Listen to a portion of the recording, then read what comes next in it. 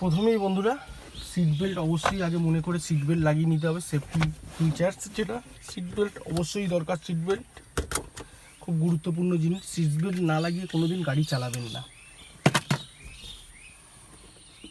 চাবি অন করলাম। সবসময় স্টার্ট করার আগে মাথায় রাখবেন যাতে গিয়ারটা নিউট্রালে থাকে, একটু চেক করে নেবেন। নাহলে সাধারণত ক্লাচ টিপেই স্টার্ট করবেন। স্টার্ট করলাম গাড়ি, হালকা করে বাঁ দিকে চেপে সামনের দিকে ঠেলে দিলাম ফার্স্ট গিয়ার। হালকা হালকা করে ক্লাচ ছাড়ছি, ক্লাচ দিচ্ছি, হালকা হালকা করে গাড়ি এগোচ্ছি।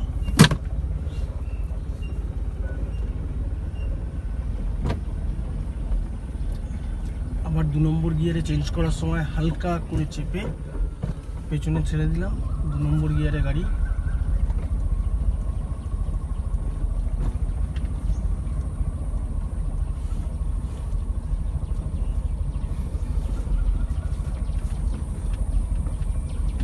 টার্ন নিলাম পুরো।